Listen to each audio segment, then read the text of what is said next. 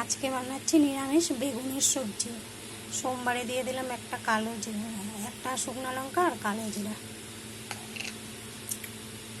আর দিয়ে দিলাম হিং।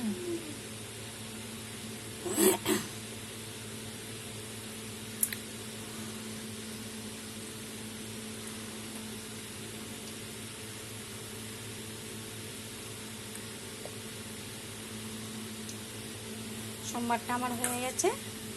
এখন দিয়ে দেবো এখানে 5-6টা কাঁচা লঙ্কা আর একটা বড় সাইজের টমেটো আর 2 চামচ মগজ, সব একসাথে পেস্ট করে নিচ্ছি।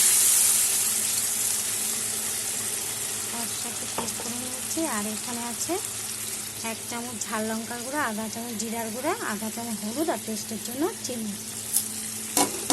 সব এখন আমি একসাথে কষিয়ে নেব।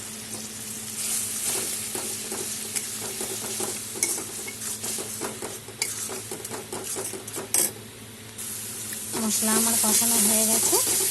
এখন মিক্সি ধোয়া জলটা দিয়ে দিলাম আর দিয়ে দেবো অল্প জল। জলটা ফুটে উঠলে তারপরে আমি ভেজে রাখা বেগুনগুলো দিয়ে দেবো। ঝোল আমার ফুটে উঠেছে। এখন ভেজে রাখা বেগুনগুলো এখানে দিয়ে দিলাম। এখানে আধা কেজি থেকে একটু কম আছে বেগুন। এখন একটু ফুটে উঠলে গ্যাসটা অফ করে দিব। কস্তুরি মেথি দিয়ে আমার বেগুনের সবজি ফুটে উঠেছে। এখানে আছে আধা চামচ লবণ আর অল্প কস্তুরি মেথি দিয়ে দিলাম টেস্টের জন্য। তোমরা এরকমটা বানাবে, বানিয়ে খাবে, খেয়ে বলবে কেমন হয়েছে।